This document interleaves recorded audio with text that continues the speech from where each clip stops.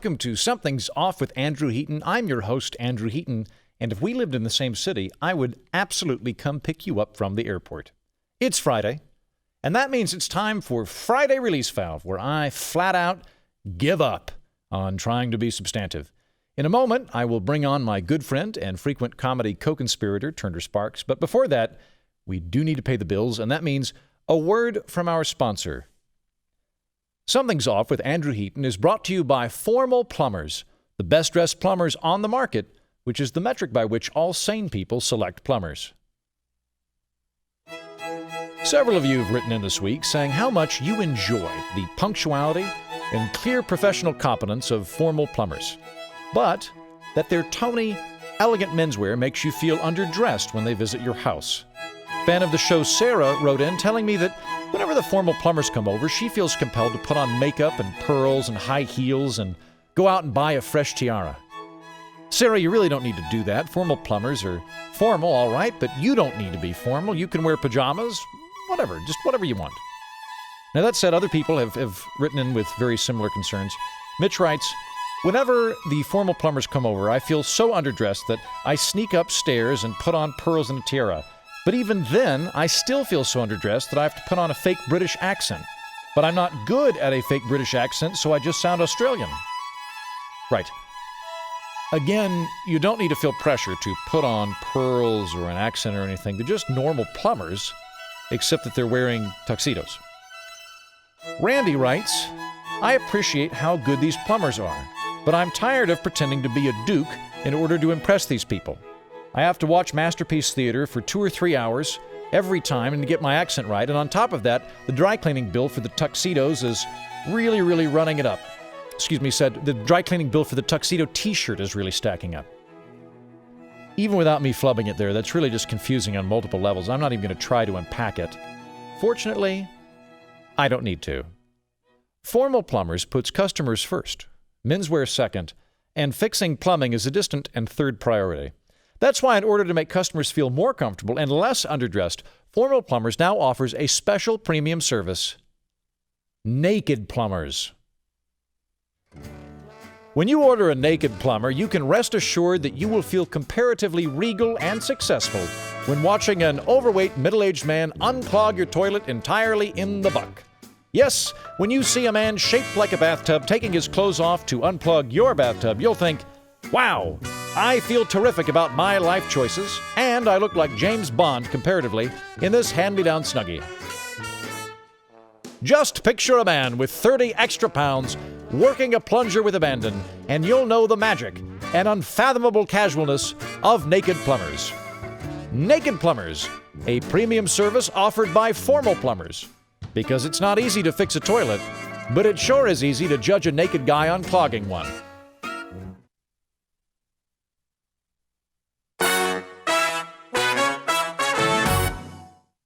My guest today is Turner Sparks. He is a comedian. He is the host of the Lost in America podcast. I got that right, didn't I?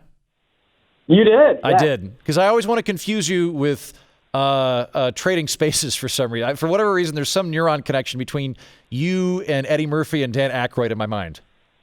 Trading Places. That's it. Oh, God. You know what? At least the thing I didn't screw up was your podcast. At least that's not the thing I screwed up. Can I start by saying this? I get nervous around regular plumbers. So, because there's so much more of a man than I am. Right. And there's nothing more emasculating than you're trying to fix something in your house. You can't do it. Your wife's yelling at you. And then the plumber comes over and does it in like 10 seconds. And then you're sleeping on the couch. Right. So then you should go with Naked Plumbers. Because Formal Plumbers, I feel like, would really make you feel bad because they will not only fix your house up, but they're dressed better than you, assuming that you're not lounging around in a tuxedo. So you should go with Naked Plumbers.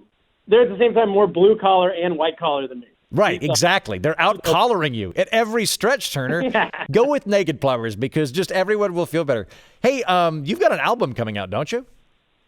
I do. So like a comedy album?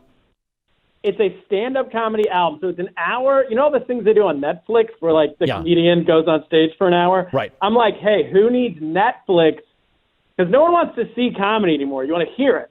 Uh-huh. You know? You don't have time. No one has time to sit around and watch comedy. Yeah. People got stuff going on. This is America. So what you do, I'm recording an audio album, and then I'm recording that at the Friars Club on June 7th, Friday night, June 7th, 7:30 p.m., 9:30 p.m. If you're in New York City or if you're planning vacation in New York City, come to the Friars Club.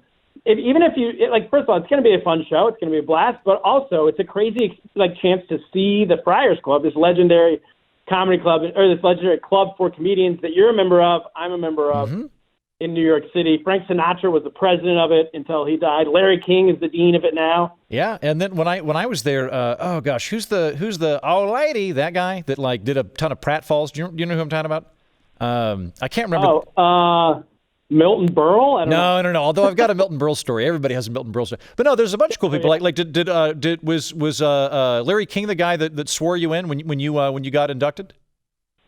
Larry King was not there. It was Billy Boggs, if you remember him. He's an old stand-up comic. Okay. And he was big. He was he was like a Jeopardy type host in the 80s. Nice. A bunch of stuff. All those old guys they're all there. Yeah. No, that's cool. So to clarify, you don't have to be a friar to come watch you at the Friars Club. They'll let you in. Yeah, for this specific event. Nice. They're open to the public. Typically, you do have to be a friar. But for this, they're opening it to the public. You can go to turnersparks.com, get tickets. I'm doing an hour of stand-up comedy. I have a great opener, Luke there. My hour, you've seen it. It's about, I moved home from China 2 years ago. After living there for 12 years, and it's all about me trying to readjust to being an American when I have no idea what's going on. And you know what? I can personally verify that you are in fact funny. I have performed with you, and I will vouch for your comedy ability. It is very good. If I were in New York, I would totally come watch you. I have half a mind to surprise you.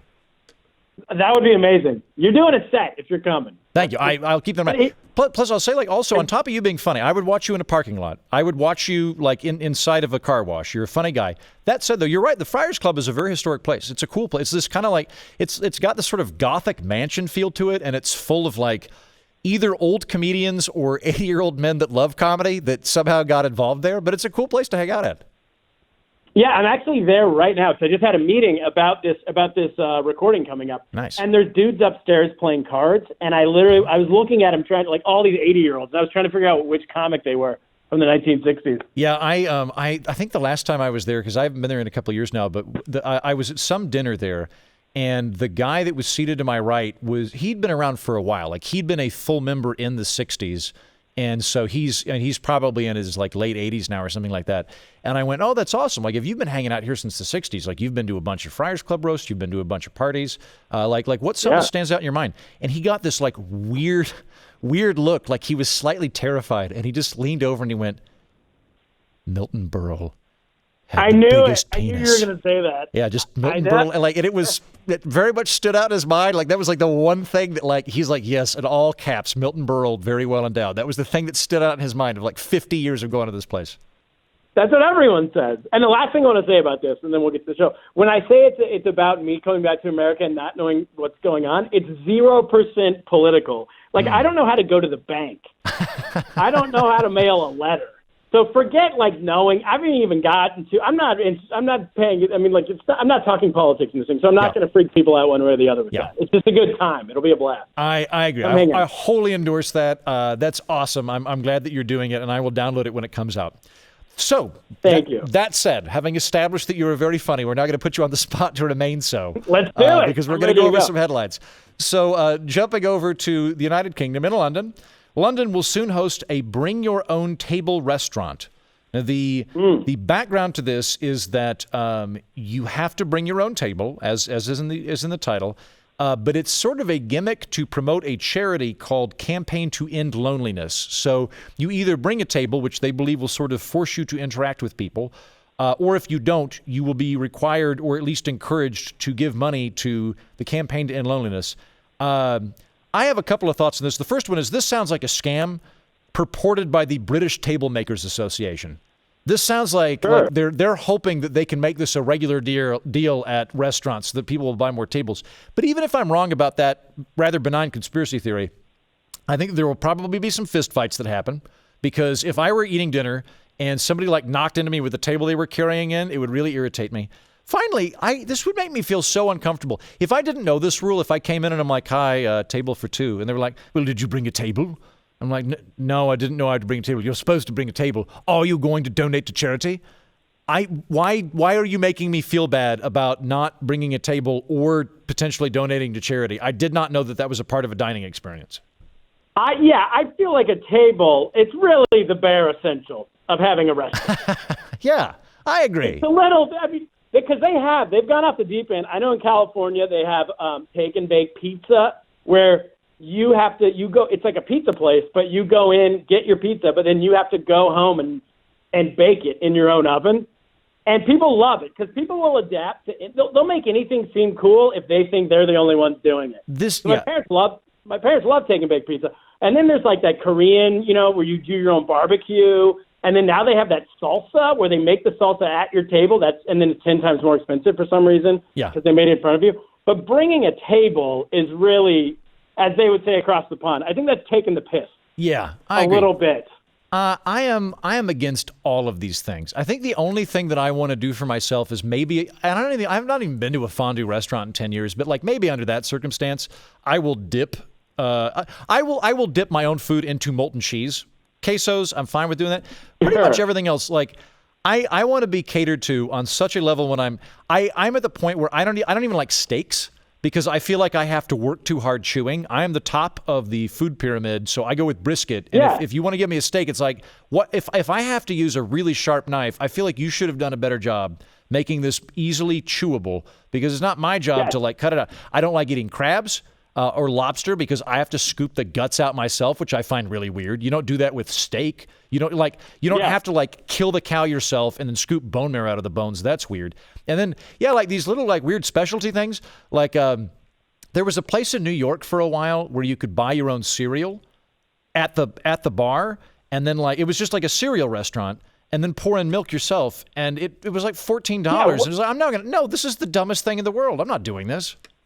Yeah, at some point you're like, what am I doing? And going back to that steak thing and not wanting to chew, I've been saying this for years, that the smoothie is the quintessential American food because you don't have to do anything. Mm-hmm. Like, you're like, hey, I want fruits and vegetables, but I don't want to have to digest it. Yeah. And you just put it in so it's already done. And then we also have, we invented all the best stuff, the peanut butter and jelly in the same jar at the grocery store with the stripes. So in case you forget the ingredients of a peanut butter and jelly sandwich, it's already like I want to put the bread in the jar too, so I don't have to think about anything. Yeah, I can just eat, just put the jar down my throat and eat it. Like we're splitting. We're either going bring your own table and make your own pizza at the restaurant, or it's like we'll do absolutely everything for you. Yeah, I like your take on that jar. Like I feel like that is, I feel like. On the one hand, I celebrate the ingenuity of it. On the other hand, I could see a point in my life where I have become so bottomed out that I'm just like grabbing chunks of bread and peanut butter and jelly in a pawful and shoving it down my gullet. Yeah. But you know what? Under that circumstance, kind of glad that it exists if I'm at that point. Yeah, who has time to remember the ingredients of a peanut butter and jelly? What am I, a rocket scientist? No, thank you. Genius. And also, one more thing about this company. I can't handle pop-ups. It's like start a business or don't start a business. Right. Don't tease me. You know? Yeah. Well, you're going halfway in. It's like take the jump or don't. I don't want to buy my sweaters in your abandoned warehouse for the weekend while we're waiting for the Gap to open next week. You know? Or alternately, if I buy a table to take it to your tableless restaurant and then you leave because it's a pop-out, way to screw me over on buying an unnecessary table. I thought we were establishing a relationship and a rapport. This is my going out table. I take this table out with me when I go to restaurants. Yeah, and there's nothing more difficult to walk down the street with than a table. Yeah. One person has to walk backwards, and then they're always tripping, and then it's hitting them in the skin. You can never walk backwards with a table without you should wear shin guards. You should have soccer uniform on to walk backwards with a table down the street. It's the worst idea I've ever heard. I hadn't even thought about the ramifications of this for a date.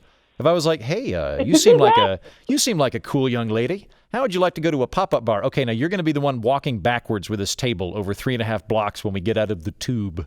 Yeah, all of that sounds terrible. How are you like your bruised shins? This is why Brexit. I mean, this is why they have a lot of bad ideas over there. Yeah. This is All right, so we'll go further east. In Ukraine, Ukraine's comedian president immediately disbands parliament. Now, I believe I don't know if you were on the show that we did with this one, Turner, but we covered this on a previous broadcast. There was okay.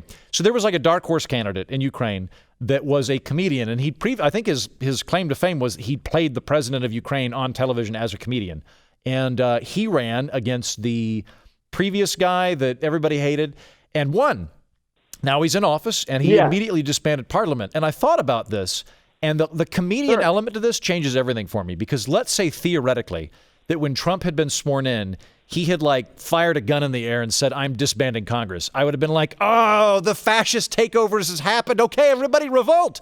And like same thing, obviously, if Hillary Clinton had did it, like I'm disbanding Parliament for the good of the Galactic Empire or whatever, I would have been like, "Ah, the fascist." However, that being said, if President Bill Murray disbanded Congress, I'd be like, this is an awesome Thursday. I can't wait to see what happens next. And I'll add to that, I thought about like, if there were, say, a President Bob Newhart and he wanted to disband Congress, I'd be like, that's adorable. I feel perfectly fine with this. Somehow the comedian element radically alters the quality of the move. Yeah, it really is the easiest way to become a dictator without anyone caring. Yeah. A lot of people forget Joe Stalin started out in open mics. You know, if he just been a little bit funnier, yeah. He was a member. He's a member of the Friars Club. Yeah, he's probably a member of the Friars Club. Yeah, he's probably around back during the founding. His pictures are up on the wall all over the place. You got to go upstairs. It's the 6th floor. Yeah. They don't, not everyone. They don't tell people about the communist floor. Have you been to the steam room over there? Because they've got a great steam room. Oh, are you kidding me? Of course, take a spit. Yeah. So now Turner can't say this because he's there now, but I'm going to say if you go watch Turner, try and sneak into the steam room. Like I'm sure you're not allowed to, but go ahead and try to do it. Just take your clothes off, go into the steam room. I'll take you up there. I don't mind. That's good. I'm here right now, but no one's in this room I'm in. So unless they're bugging this place. Not a lot of comedians will take the time to escort you naked into a steam room, but Turner Sparks will. You go the extra mile, my friend. Can I get back to this comedian president guy? Yeah. Are we sure he's funny? Oh, yeah, I don't know. That's because here's the thing. Everyone, I guess you said he played the president on TV. Here's what I'm going back to. You know how they said like Tiger Woods' ex-wife, they always said she was a model, but she was only a model because she was married to Tiger Woods. Like she was a nanny, and then once she got married to Tiger, she became a model because she was famous. Is this guy really, like, can he come to the Comedy Cellar and just kill? Or is he, like, I want to watch him do stand-up first before I decide if I like him as a dictator or not. That's a good kind of playing point. off of what you were saying earlier. You know? Yeah, yeah. Is it Bill Murray or is it, I don't know is it Yakov Smirnoff? Like, what kind of comic are we talking about? That is a very good point. And I will say, like, as someone in media, you'll occasionally meet people that are like, oh, they're a comedian. And, like, they're very clearly pundits. They have not been a comedian for a very long time. I live in fear of this, that might overcome me at some point. But yeah, like, I hadn't even thought about that. That's a very good point for comedy. Yeah. Also, think about it. This is the time, and everyone except me and you in comedy has a Netflix special right now. Yeah, you're right. We're the only two. I haven't seen this guy on TV. I haven't seen his special anywhere. Okay, you know what? You've convinced me. He must then actually be a dictator. And I am now anti this guy. I can't remember his name. See? It depends. We need to see him live. If he's funny enough, he's a good dictator. If he's not funny, then he's a bad dictator, and we need to overthrow him. Well, yeah, I was about to say, I think the flip side to this, though, and I buy your logic wholesale. However, the flip side of this is, let's say, like, Bashar Assad turns out to be a real cut-up. Like he's like we're watching him. We're like, that guy's funny. Do we give him more room then? What do we do? Well, I mean that's the whole thing with Trump. Trump's kind of funny. Yeah. You know? Yeah. He's kind of he's a funny guy. So even if people who don't like him, it's every once in a while they're like, yeah, that was pretty good. Yeah. I think you're right. I don't like him, but what he said was kind of funny. Yeah. No, that's true. I hear that all the time, and sometimes it's in hushed whispers here in New York City. But here's my question: what is he going to replace Congress with? Because I think it should be a roast battle. Right, so everybody has to be funny in order to get ahead in politics in Ukraine. That sounds awesome. It's really like a one-on-one, like 8 Mile, but comedians, and then whoever wins gets like to be the Speaker of the House. That would be, I would totally watch that here in the United States. And then the other cool thing too is that in the United States, the new political parties would then just be improv and stand-up. And then there'd be like, there always has to be a third party for everybody to hate. So I guess that'd probably be like sketch comedy people that are like, well, I'm kind of a stand-up person, but also I like being on stage. But we'd be like, you have to pick a side. Pick a side, damn it. Either be funny on the spot or write it in advance and work it, but be more of a loner. Oh my gosh, I would be very alt stand-up if that was. I am hardcore stand-up, way to the right.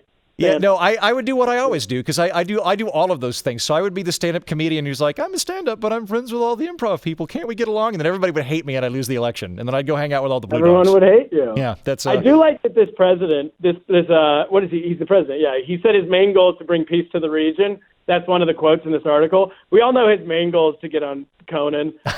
That's right. He's like my second main goal. My second most best goal. Although I would appreciate that, like kind of in the same way, like people slag on Arnold Schwarzenegger. I'm like, I bet you Arnold Schwarzenegger is really intelligent. And on top of that, I'm confident that he's incredibly successful because he's been like Mr. Universe, a multimillionaire actor, and then like governor of California. I appreciate that ladder climbing. If this is the way that guy wants to try and get on Conan is to become president of a country, hats off to him. He's got a lot of hustle as a comedian. I do respect that. It's like when Madonna did the Tonight Show, did stand up on the Tonight Show last year. She did, like, all right. She did stand up on the Tonight Show. She should just try and become president of a country. Come on. All right. She bombed through the floor. Yeah, I'm not totally surprised about that. All right, I'm going to jump back to America. In Illinois, Republicans consider push to separate Chicago from state. So I don't know Illinois politics super well, but I think this is probably more of a gesture than a legitimate electoral suggestion. That said, I think it's a great idea. I don't really know a whole lot about Chicago. I know that in our future scenario, Turner, where it's the stand-up comedians and improv people that are running the planet, Chicago will, of course, be a bastion of improvisers, which will make it a bright blue state. I'm not sure how the color scheme is going to work. It'll be orange, but that's about all I know. I will say I kind of like the idea of states being able to kick out specific cities and then the cities either becoming their own independent city-states or forming a state called the state of rejection that would have like its own electoral votes and it would get a couple of senators and stuff. That would be an interesting setup. I think it's a great idea. I think that it's this is basically it's gerrymandering, right? They're trying to get rid of Chicago because Chicago's where all the Democrats are. I think that's what I read. Probably. And I'll say Illinois is phenomenal at gerrymandering. It is one of the best gerrymandering states in the union. Well, yeah, because this is next level gerrymandering if you're like making new states. Yeah. Gerrymandering previously was like, let's make a new district. It's like, screw that. We're making a new state. Yeah, you're right. No, because previously, like an Illinois state legislator, what they would do is like, hey, let's draw the boundaries of the new district right around Bob's house so he has to move houses. Yeah, this don't one, tell Bob. Just kick them all out. You're right. That really does pole vault it to an entirely new level. Don't tell Chicago. We're kicking them out of the state. That'd be, I will say, I would be impressed with the prank if the Illinois state legislature was able to do that. It is. They're doing this in California. Like Cal Exit. I'm from California. I was just there visiting, and my friend, they're trying to leave. California's trying to leave America. Okay. And I was just visiting, and my friend, I was just there. He's like, "We're gonna do it, bro. It's gonna happen." I was like, "Oh, really? Like you and what army of baristas are going to war with America?" Yeah. To where you're really gonna be out. Yeah, I don't see that happening. I also suspect that like. If President Kamala Harris is sworn in, that will all go away. And then it's like, I think that is the equivalent of like every 4 years, a bunch of celebrities are like, I swear to God, if a Republican wins, I will move to Vancouver. And we're like, great, do it. And then they don't. And we're like, meh. No one's ever moved to Canada. Not even Canadian. Yeah, that's a good point. Next story. Next story. Okay. We'll move north. Washington State braces for eco-friendly human composting. So I did not know that this was like even a funerary option, although it makes sense. So right now your options are basically being cremated or being embalmed and then buried. Embalming, by the way, good call, because it used to be that we just weren't really sure if you were dead or not. And sometimes you'd open up a coffin and there'd be claw marks on, like in the 1800s, there'd be like claw marks on them. So embalming, good way to make sure you're dead. So those are the options. Now there's an option to compost you. So this is where they bury you in like a biodegradable box. And they fill you up with, I don't know, fertilizer or something. I don't know the mechanics of this. And then, like, they put you in a park or something and you turn into it. So it's more eco-friendly.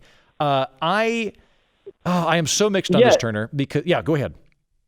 Oh, I was going to say, you come back as like broccoli, right? And then they eat you for breakfast? Right. Your family gets to eat you? Yeah, see, and this is where I started reading, at the beginning of the article, I was actually like really gung-ho about it. Like, I love trees. I'm very much a forest guy. I really like trees. I like hanging out in forests. I love hiking in forests. So I was like, that actually sounds like a more pleasant resting place for me. Is like, okay, just kind of like, mulch me, put me in a forest. That sounds kind of cool. But then as I was reading it more, I was like, oh, you know what? The propensity of insufferable people to do this so they can like write a Facebook post about it of like, hey, I'm going to have I'm going to have a more carbon neutral funeral. And then you see that they're like flying in a plane to go to Italy for vacation. And you're like, you're one of those people. So I think if that's the case, I think what we should do is also just promote cannibalism after death as a mean to deal with bodies for people that irritate me by posting stuff on Facebook, and then try and trick them into doing it.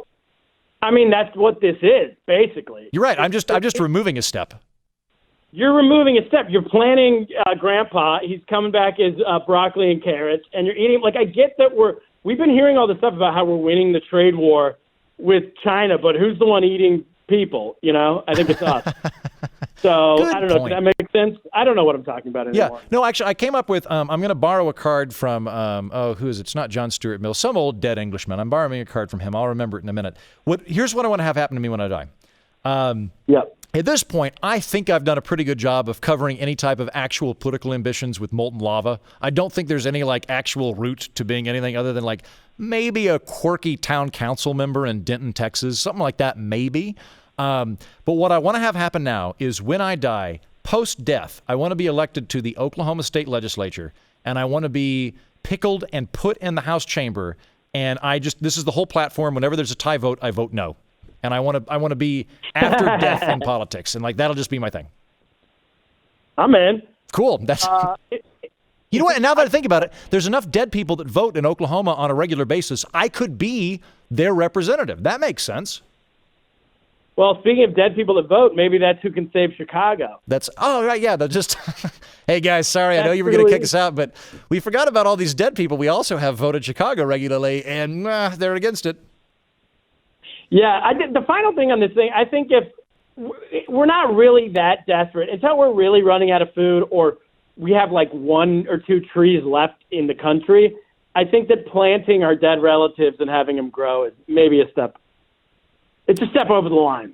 Yeah. I know I'm old-fashioned. But. You're See, but the thing is, though, if you wait long enough, it's okay. Like in Edinburgh, where all the graveyards are like 400 years old, they're like parks. People make out in them and stuff. It sounds weird to make out. Like, if you make out in a cemetery in the United States, you're doing it for a very specific reason. Like, you get off on making out in a cemetery. In Edinburgh, it's just like, you're drunk, you've been at the pub, you meet a young lady or a young man or whatever, and it's like quite a long ways between where you live and where she lives. So you just meet in the park. Like, that's kind of a normal. I'm painting this out to be so degenerate. My point is, it's just a park after a while. So I don't know, maybe either way, dispose of bodies where you feel like it. All right, I'm going to kick it to Oklahoma, where I'm from. This was a perfect segue. Ooh, coming home. In Oklahoma. Thank you. Also, real quick, I want to point this out. Randy Biggs, who's one of the listeners of the show, emailed me last week, and he was concerned that I was lambasting Oklahoma because I'd implicated it in a couple of statements regarding xenophobia at one point.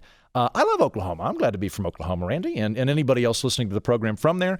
Not looking to make fun of the program. It's all in good fun. We're all cousins and neighbors and stuff. That being said, there was a funny story that came out of the state this last week. That being said, here we go. Right. So this is not emblematic of Oklahoma. Particularly, I'm going to say, furthermore, I happen to know a fair amount of people involved in law in Oklahoma. I do not believe that this is emblematic of the lawmakers' community. Headline.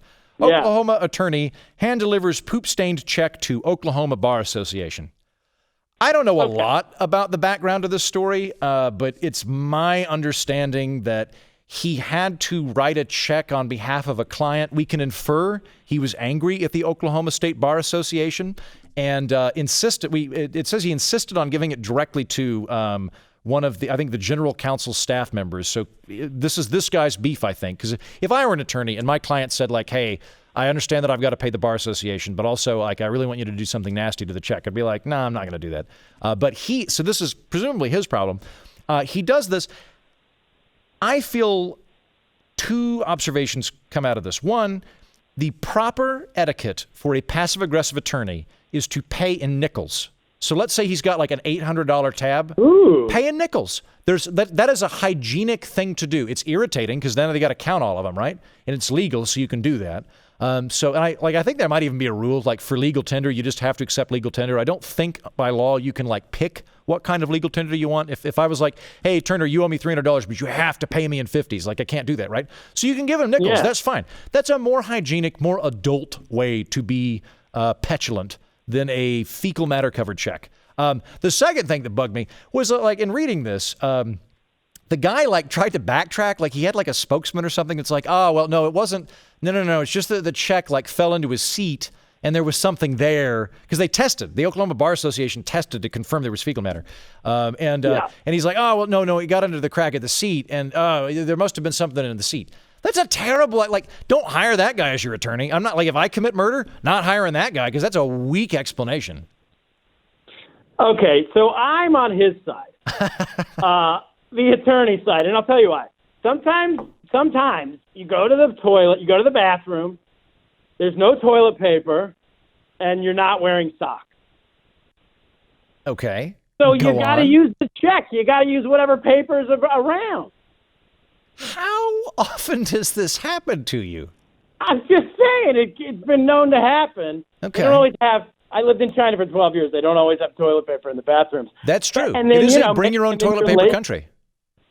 Yeah, and then you're late to the legislature's office or whoever, and you're in a pinch. So I don't think there was any ill will towards it. Okay. See. Okay. Point taken.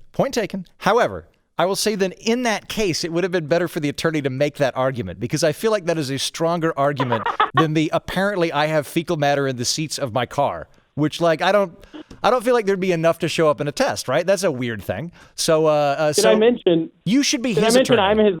I'm his legal counsel. That's where I was nice. going. I found this out recently that most states have a law that you have to go to law school to pass the bar and become an attorney, which irritated me because a bunch of my friends went to law school and I literally thought about like just doing it on my own. Like I would not be a good attorney without going to law school. Yeah, but I thought like I thought about it and I was like, all right, I think if I do this like as a side hobby for 3 years, I bet I can get good enough to just pass the bar. I think that I can do that. And the whole thing was just to be like, how much did you guys spend on law school? I didn't spend any on it and we both passed the bar. But I can't do it in Oklahoma. I don't think there's like one state I can do that in. So like maybe that's what the guy was mad about. Heaton, I knew you had a inflated self-image, but I didn't know it was at this level where you just assumed you could half study on the weekends for a couple of weeks and pass the bar. Well, okay. I said for a couple of years. I didn't say for a couple of weeks. I said for a couple of years. I thought like, all right, I'm gonna Abraham Lincoln this is what I thought. He didn't go to law school. He got like a couple of law books and he worked his way through. He's also one of our most honored historical figures in American history. Yeah, all I'm doing is comparing myself to the genius level of Abraham Lincoln. I don't see what the problem is here. Get a hat. You already have the beard. I guess you're halfway. I got the hat, I got the beard. I might become a state legislator after I'm dead. Like I got a lot of things going for me. Maybe I'll get a degree, a attorney degree after I'm dead. I don't know. Okay. Pickled Andrew Heaton. Okay, we're gonna jump back to England, in England, raven chicks in the Tower of London, ward off prophecy of doom for Brexit Britain. So this is some good old English history for you all. If you're unfamiliar with this. Tower of London, which is like a tourist attraction now. I think it's where they keep the crown jewels. It used to be where you'd like lock up princes to kill them. They've got ravens there. There's a designated raven master. I met the old one. His name is Derek the Raven Master. And they have a prophecy that if the ravens ever leave the tower, that London will fall. I think maybe England will fall. I think this is delightful because it means that British national security is tied into 6 birds that live in a stack of stones. I think that's really cool. I like that. Sure. I'll tell you my only raven story. This is the only thing I got. I went there years, like first time I was hanging out in England, I went there. I guess maybe second time. Anyway, my buddy Evan and I, we went and got a really good martini, but we were reasonably poor, so we had no food in our stomachs. So we were pretty loaded from this one martini, and we went to the Raven Tower, or to the Tower of London, and all we wanted to do, we found out that there was a Raven Master. We thought that was the coolest thing in the world, and all we wanted to do was meet the Raven Master and talk to him, and we did. Like first guy we met, we were like, "Do you know who the Raven Master is?" And he went, "I'm Derek. I'm he." And we went, oh, God, can you please tell us raven stories? And he went, I have a very good raven story, I'll tell you. It's very difficult. Amazing. Yeah, this is his raven story. It's very difficult to sex a raven, you see. Very difficult to sex a raven. And we had a raven here named George. And one day, George left and flew back a few weeks later and laid eggs. And thereafter we called George Georgina. And that was the whole story. Like we were like, this is the most amazing story ever. That's it. That's the whole reason I picked this, was just so I could tell my raven story with Derek the Raven Master. I'm excited to find out that a raven is the British version of a groundhog. Yeah, you're right. Ours can tell the weather, and theirs can protect them from being invaded by Frenchmen. Yeah, ours tells us that there's 6 more weeks of winter, and theirs tell them the world's ending. They're getting invaded by... Yeah. It's really... I mean, to have a raven, it feels... What century are they living in, is my question. I think it feels like something from at least 1200. I'm not sure. Yeah, well, I think that's the trick to Britain, is Britain's always living simultaneously about 2 years ahead of us and 400 years behind us at the same time. And this Raven Master, back with your story, this Derek the Raven Master, how good of a master is he if he couldn't even tell what sex it was? Yeah, that's right. That's the worst master of all time. That's right. I assume the Raven Master, he's got to be the top Raven guy in the country, right? Like, there's probably not like an arch Raven Master up in York or anything. So, like, yeah. I mean, we all know, there's not a lot of jobs for Raven Masters running around. So he's got to have one of the few. There's thousands trying to get that position. Yeah. Touche. Maybe that's why he's not Raven Master anymore. Okay. All right. Final story for the day. UK pair who planned Syria journey on TripAdvisor jailed. So these guys, I think, if I read it right, I think that they were planning to join ISIS or something, but they coordinated their entire trip through TripAdvisor and thus got arrested and have now been sent back to England. And I read this and I was like, kind of feel like they should let these guys go. Not because they're good guys, but because I feel like if you're planning your egress to join ISIS via TripAdvisor, maybe that would kind of bring down the collective IQ of TripAdvisor. Like I'm saying, overall, it might be a handicap for them to have these two guys in the army. Yeah, you're right. So it's like addition by subtraction. Like, get them in there so they'll take it down from the inside on accident. Exactly, yes. Too little scenario. I want to know how many stars Syria has on TripAdvisor. Yeah, we need to look into rating. That. Maybe Syria's they're like, guys, look, we're not doing great on human rights. We're not doing great on GDP, but our TripAdvisor reviews are off the charts. We have 4.5 stars out of 900 people. Go us. And no matter what, there's going to be one person just complaining about the thickness of the pillows at the Syria hotel or whatever. I had planned to join ISIS, and I'm having a great time. But I have to tell you, the bed and breakfast that I stayed at on my way to begin the jihad was terrible. The towels were not fresh. Yeah. The food, excellent, but the waiter did not speak English. That's 0 stars. All right, I'm gonna cut it off there. Turner, one more time. What are the dates and times for your forthcoming album? Yes, thank you so much. It is Friday, June 7th. 7:30 and 9:30 p.m. at the Friars Club. Everyone is welcome, so they're opening the club to everybody for this one night. Go to Turner Sparks, SPARKS, turnersparks.com. There's tickets right there at the top. Excellent. All right. Thank you so much, Turner. Thank you.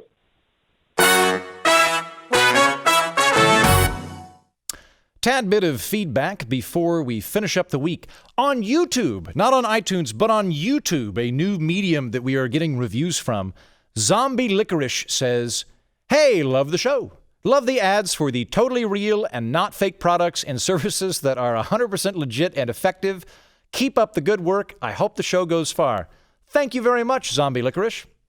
You can watch this whole show on YouTube as evidenced by that review I just read from it. If you look for Something's Off with Andrew Heaton, you can see my handsome bearded face and assortment of suits and the dead bison and or buffalo head we screwed to the wall.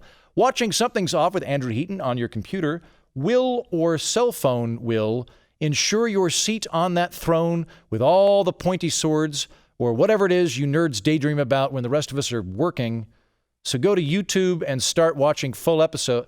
I like Game of Thrones. Jennings wrote that. If you haven't put this together, Jennings usually writes these sign-offs for us. And so I have to swing against Jennings there. And also feel like Jennings is betraying his ethnic group, which is nerd. So don't feel bad, guys. Feel free to watch that. But also, on top of watching Game of Thrones, watch this. So go to YouTube and start watching full episodes. I look like Tyrion Lannister minus the jawline. Remember, you can always tweet me at Mighty Heaton or Facebook me at facebook.com/Mighty Heaton, or even email me by subscribing to my newsletter at mightyheaton.com, just replying when I send it out on Fridays. I did last week. Maybe I'll do it this week. Maybe you should subscribe to incentivize me to do so. Finally, please subscribe, rate, and review this podcast. That helps other people discover this here political orphanage. Thank you, and good day.